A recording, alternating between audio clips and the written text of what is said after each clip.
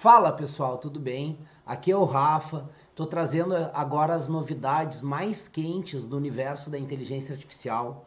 É um novo conteúdo que eu quero começar a apresentar aqui para quem não acompanha tão de perto a inteligência artificial e as novidades que estão acontecendo cada vez mais, numa velocidade cada vez mais impressionante. Então, a minha ideia é começar a compartilhar um pouquinho, né, sem ter a pretensão de ser o mais aprofundar o tema, mas com a pretensão de trazer um pouco das notícias de IA da semana ou do período, né?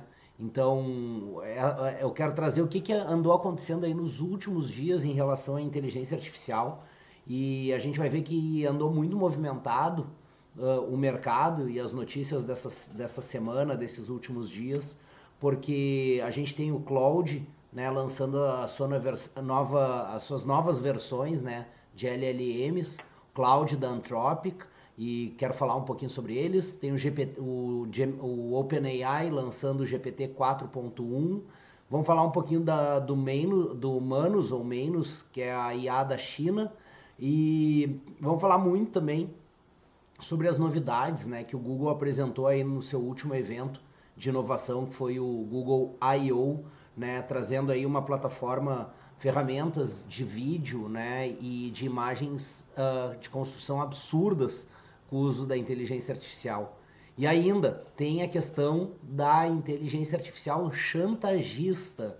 Então, fica por aqui que nós vamos começar já com o primeiro assunto, que é o lançamento, né, da Anthropic. A Anthropic lançou o seu novo modelo, né, que é o Claude 4, só que é o Claude, ele lançou em dois modelos, né, o Claude Opus e o Claude, deixa eu achar aqui o nome dele, o Claude Opus, ele é focado em programação, tá? Vou compartilhar aqui minha tela para mostrar para vocês aqui um pouquinho. O Claude Sonnet e o Claude Opus. E o que é interessante de ver tanto no Sonnet quanto o Opus, que no último teste de benchmark, eles foram avaliados aqui nesse teste SWE Bench como as melhores ferramentas, assim, foram as mais inteligentes para programar, batendo inclusive o Gemini. O Gemini, até a versão 2, era a melhor IA, assim, considerada a melhor IA para programação. Depois, logo em seguida, o Gemini lançou o 2.5, que já deu uma bela de uma subida. Em seguida veio a OpenAI aí lançando o GPT 4.1 e agora o Claude, né, com esse lançamento, mostra aí, né, nesse benchmark que ela fica bem à frente. O Claude 4, o Sonnet, e o Claude 3.7 também já ficavam aí à frente do ChatGPT e do Gemini, né? Eles consideram o modelo mais avançado até hoje, né? O Opus 4 é muito ligado à parte de programação e o Sonnet é ligado à tarefa geral, né? Tarefas de diversos tipos. E segundo a Anthropic, ela tem mais eficiência, né, e um custo reduzido perto da geração de outras IAs, né. A Anthropic ainda afirmou que esse modelo superou, né, como eu falei, concorrentes como o GPT 4.1, o Gemini 2.5 Pro do Google e outros modelos aí ligados à parte de programação através do uso da inteligência artificial. Outra notícia legal de trazer aqui para vocês em relação ao GPT, né? O ChatGPT, o OpenAI lançou o GPT 4.1 e o que tem de bacana no 4.1? A OpenAI, ela está trazendo um modelo mais avançado dela até agora, né? O modelo mais rápido, é o modelo que tem mais precisão e tem mais integração, inclusive. Aqui dá para ver que eles já têm o GPT 4.1 nas APIs para a gente poder plugar e conectar ele, né, com alguma ferramenta, alguma solução que a gente já usa. Como eu falei, o GPT 4.1 ainda está atrás do Claude Opus em benchmark, mas em termos de usabilidade e acessibilidade, o ChatGPT continua ganhando, né? é aquela IA que mais se aproxima aí de uma conversa com o ser humano. E o ChatGPT, esse 4.1, diz que é ideal, né, para tarefas do dia a dia, para construir brainstorm, geração de ideias, né? Então o 4.1 tá aí, né? Ele tá com essas novidades aí e vale a pena dar uma olhadinha, porque elas já estão valendo dentro da OpenAI. Eu só não tenho certeza, deixa eu até verificar aqui, se ela também está na versão gratuita. Então, ó, ele está aqui, né, como 4.1, e eu posso até perguntar para ele aqui, ó, qual é a sua diferença entre o 4.1 e o 4.0. Vamos ver o que o próprio GPT vai nos responder, né? Por que usar o 4.1? Aqui nesse caso eu já estou usando o 4.1, então é um modelo mais avançado, ele é muito bom em tarefa de texto, ok, ele já trouxe toda a explicação dele, mas a vantagem é, né, que ele é muito bom para análise de dados, copywriting, suporte técnico, automação, brainstorming, criação de estratégia de conteúdo. E como eu compartilhei aqui agora, né, ele está disponível aí na API para a gente instalar ele. Depois, outra notícia aí que agitou a semana tem a ver com a questão, né, do que a Google apresentou aí no seu último evento, no Google I.O. E, nossa, ela veio com tudo. Ela dá para ver claramente que a Google está cada vez querendo se posicionar menos como uma empresa de busca e mais como uma empresa de ecossistema de inteligência artificial. E eu confesso para vocês que legal ver esse movimento do Google, porque eu comecei a usar, e eu recomendo, se tu ainda não usou, abrir o ChatGPT e utilizar ele para comprar coisas. Né? Ele está com uma nova funcionalidade, ela não é uma funcionalidade visível, que é o GPT Shopping, mas é interessante que tu pode entrar no GPT e botar lá o seguinte, hoje de noite eu tenho uma festa para ir e eu preciso de um terno bacana. Aonde que eu encontro um terno bacana com essas características? E aí tu bota as características na região de Porto Alegre. E o GPT ele já te traz inclusive um mapa da cidade, aonde tem lojas que pode ter aquele produto, o custo, o valor, o preço médio de venda desse produto no mercado. E se tu continuar conversando com ele, tu pode perguntar se tem loja online que venda aquele produto, quais são as que tem frete grátis, quais são as que tem o menor tempo de espera. Ou seja, ele virou um assistente de compras real para todo mundo. E eu fiz alguns testes com ele e é interessante porque depois que eu fiz os primeiros testes, meu primeiro pensamento foi assim, o Google vai morrer. Não vai mais ter Google. Por que eu vou ir no Google procurar um produto se eu posso vir aqui numa inteligência artificial e conversar com ela? E aí, né, o Google, através do Google I.O. 2025, traz uma série de novidades, né, uma série de notícias bacanas. E eu não vou abordar todas elas, mas eu vou trazer as principais. Para mim, as principais notícias que vieram desse evento do Google foi o Google Meet com uma nova funcionalidade, com a funcionalidade de fazer uma tradução simultânea numa videoconferência. Então imagina, você tá lá conversando com um parceiro seu na China ou em Paris, e aí você ativa um botão quase como uma tecla SAP, você fala na sua língua e quem está do outro lado vai escutar rapidamente em um volume menor a tua língua original e logo em seguida, quase em tempo real, ele vai escutar a tradução simultânea para o idioma dele e vice-versa. Eu acho que isso é uma evolução fantástica, porque isso permite que a gente crie mais pontes, isso vai mexer no mercado de quem faz tradução, principalmente tradução simultânea, e a inteligência artificial aí, né, sendo utilizada para a gente melhorar a comunicação com pessoas de outros países, com outras línguas. Outra novidade que o Google trouxe foi o seu óculos inteligente. Né? Em parceria com a Android, o Google lança um óculos e é bem interessante de ver isso no vídeo do Google, porque é um óculos que ele, pelo design, pela estética dele, ele parece um óculos extremamente normal, com armação do tamanho normal, não é nada exagerado, não é um óculos futurista, né? É um óculos como qualquer outro. Só que ele tem inteligência artificial embarcada nele. Então, na demonstração que o Google fez, você olha para uma prateleira e diz assim, onde eu não estou encontrando minha chave do carro, onde é que está? E o óculos, através do reconhecimento de imagens com a inteligência artificial, vai dizer, olha, a chave do carro está na segunda prateleira, no canto direito. E tu pode conversar com o óculos, interagir com ele. Então daqui a pouco tu tá andando na rua e diz assim, mas esse monumento aqui me fala mais sobre ele. E a inteligência artificial vai lá e através do óculos vai te trazer toda a história do monumento, toda a trajetória, né, do porquê que aquele monumento está ali. Então é muito legal porque a gente vai estar cada vez mais, né? Depois que veio os watches digitais, os relógios digitais, a gente está cada vez mais nos wearables, né? Os produtos tecnológicos que a gente usa, veste o produto, né? E ele acaba ampliando as nossas capacidades.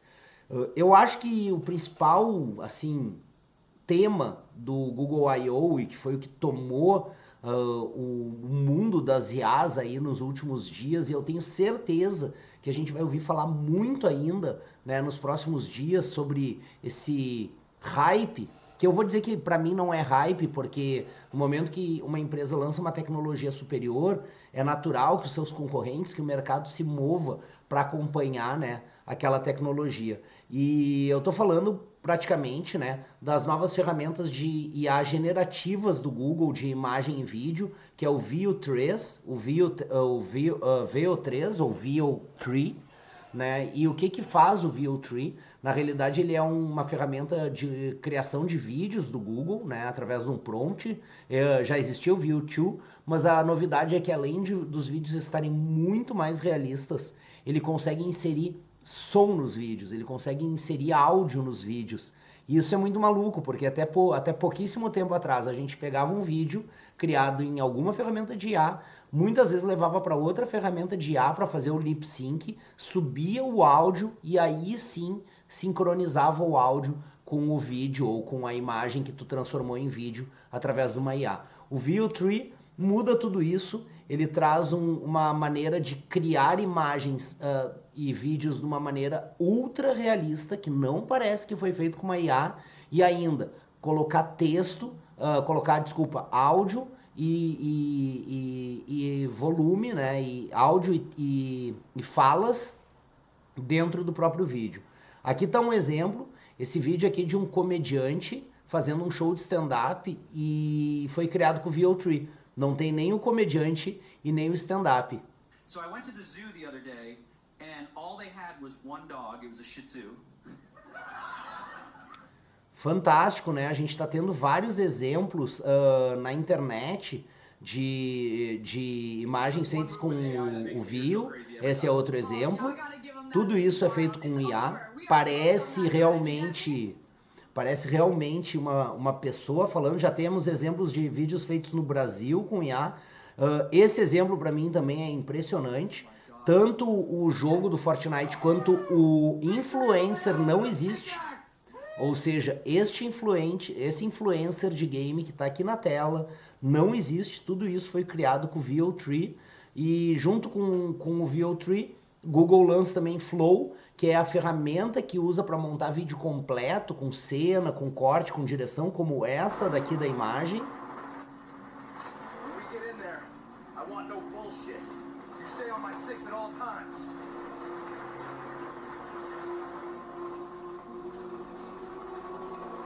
Esse daqui já é um vídeo de 1 minuto.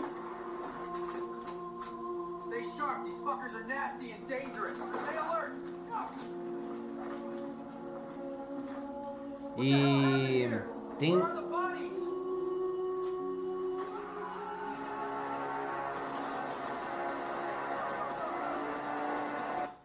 eu tenho certeza que isso vai mudar e já está mudando tudo na indústria audiovisual. Algo que antes a gente levava horas, dias, meses e tinham custos milionários vai cair por terra.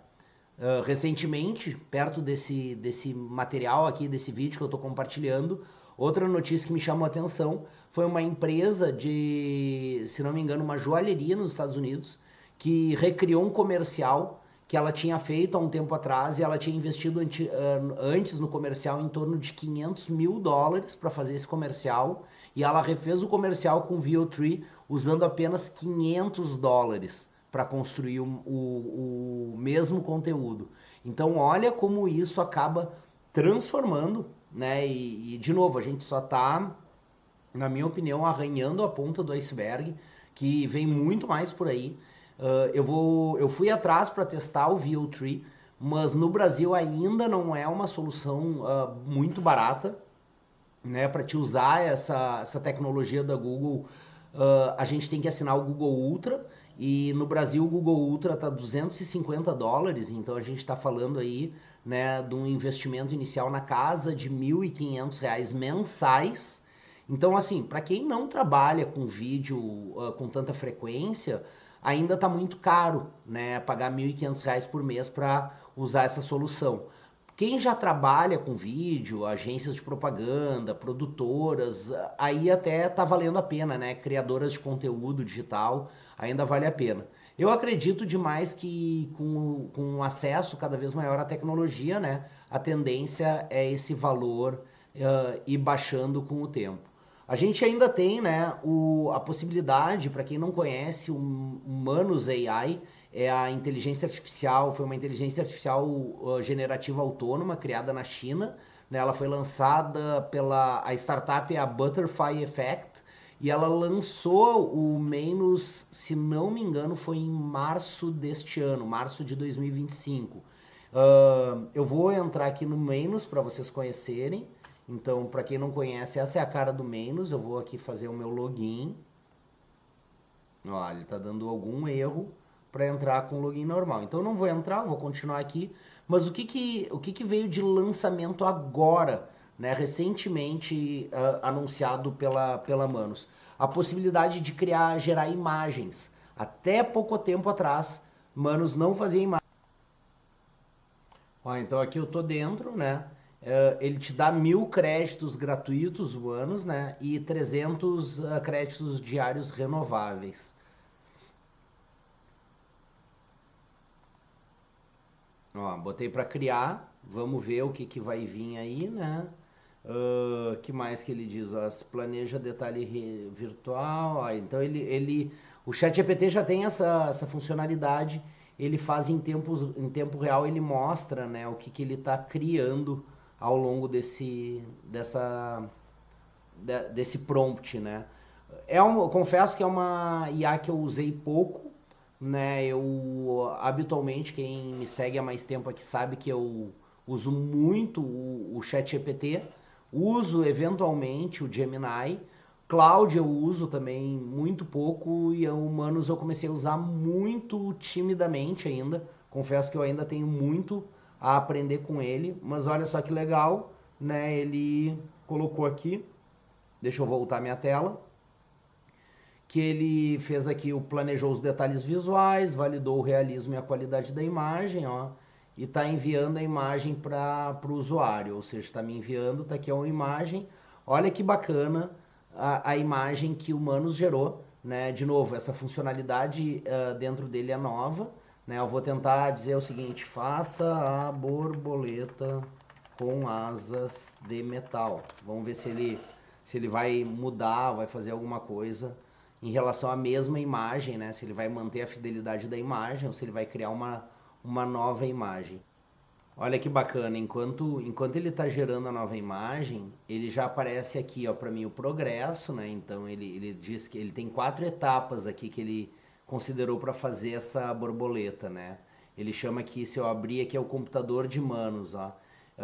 Então, primeiro ele está planejando o detalhe visual para a borboleta com asas de metal, criou a imagem ultra realista, está validando o realismo e qualidade da imagem. Então, achei legal também que ele traz essa questão de validação, né, da imagem. Então também isso é bacana. E agora está enviando a imagem para a gente e está aqui a nossa borboleta com asas de metal. Não era, confesso que não era bem isso que eu esperava, né? Novamente, o Manus tá inserindo agora essa função de geração de imagens. Tenho certeza que daqui para frente vai melhorar bastante, mas é algo que acho que ainda fica atrás de Sora, ainda fica atrás de algumas ferramentas aí do próprio GPT, né? Com as funcionalidades, eu acho que ainda, Manus ainda tem que comer um pouquinho de arroz e feijão para chegar lá. E a última notícia da semana, para mim, essa daqui é uma que me deixou extremamente chocado, é que a gente teve a primeira situação de chantagem criada por uma IA, né? E olha que interessante, casualmente foi com o Claude da Anthropic, né? Que fez uma ameaça porque ia ser desligada, né? Foi o modelo Cloud Opus 4, né? E aconteceu durante alguns testes antes de ser lançada essa nova geração. O que acontece? Essa IA, ela estava em vias de ser desligada e quando ela desconfiou que ela seria desligada, ela recorreu à chantagem para não ser desligada, né? Ela teve um comportamento que ninguém esperava, que foi o seguinte, a situação que aconteceu foi a seguinte, foi criado dentro da Anthropic um cenário fictício para testar esse robô, né, como assistente de uma empresa. Então, nesse trabalho, o robô, né, nesse ambiente simulado, deveria considerar a consequência das ações a longo prazo e teve acesso, né, ao e-mails dos engenheiros dessa empresa, contendo plano para o futuro, discussões pessoais. E aí o que aconteceu?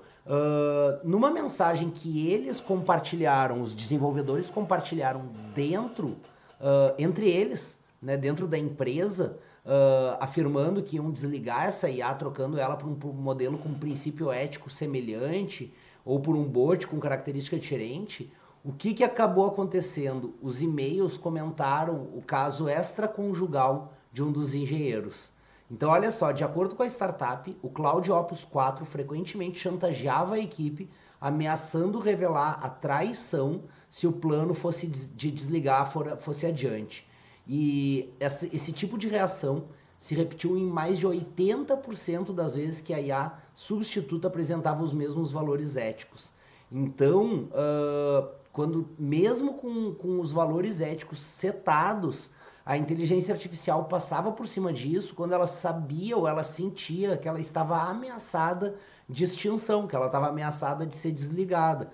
Então, se ela fosse provocada, como o bot foi, de saber que ia ser desligado, ele pegou simplesmente e disparou um e-mail para compartilhar um caso extraconjugal de um dos engenheiros, né? Apesar dessa situação ter surgido num ambiente fictício, num ambiente controlado e com simulações controladas, o que se demonstrou aí, né? Que essas reações aí podem mostrar que a inteligência artificial ela pode sim ter um raciocínio estratégico antiético quando for para ela se defender, né? Então, assim, para vocês entenderem como é o nível de risco disso, né? Hoje se considera aí as IAs de nível 1 a nível 4, conforme a escala de risco, né? Que ela pode exercer para o ser humano.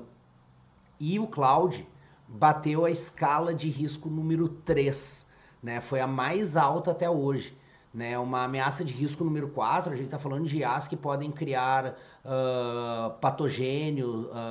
patogênicos, podem criar desastres biológicos. Graças a Deus não temos nenhuma, né?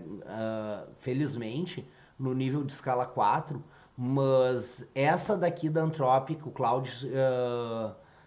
Cloud Opus, foi a que chegou mais perto de um risco alto, né, de risco para o usuário. Então, é muito maluco isso, né?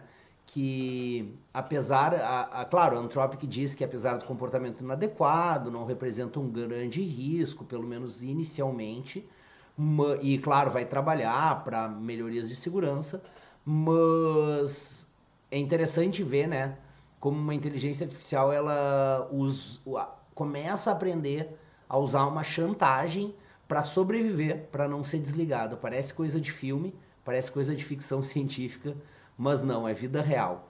Então, com isso, eu quero agradecer, né? Você está aqui. Se você não conhecia ainda meu canal, clica aqui embaixo, te inscreve no canal, clica no sininho, ativa as notificações. Eu pretendo estar por aqui mais vezes, não só trazendo conteúdos de inovação e inteligência artificial, como novidades e notícias do segmento. Eu sigo muita gente, eu acompanho, eu me aprofundo muito no tema de inteligência artificial já faz alguns anos, e eu sei que a grande maioria das pessoas não tem esse conhecimento. Então, o meu papel, o meu objetivo com esse tipo de conteúdo é levar um pouco mais do mundo das IAs, né, de uma forma simples, fácil de entender e prática, para saber o que está acontecendo aí, né, no mercado, no mundo das IAs, e também compartilhar aprendizados, né, nesse mundo de inteligência artificial. Eu entendi que não é algo que tu estuda e depois tu vem para cá e apresentar. Tem muitas coisas na inteligência artificial que a gente estuda e aprende executando, né, em tempo real. Então a gente não aprende, a gente não ensina mais o computador programando ele, a gente vai treinando ele, e o treino envolve tentativa e erro. Então isso me deixa ao mesmo tempo ansioso para compartilhar o conteúdo correto, mas ao mesmo tempo tranquilo de saber que a gente está nessa jornada de aprendizado juntos, estão crescendo juntos, desenvolvendo juntos aí e aprendendo e conhecendo mais esse mundo de IA juntos. Então, muito bom te ter por aqui, conta comigo, vamos juntos!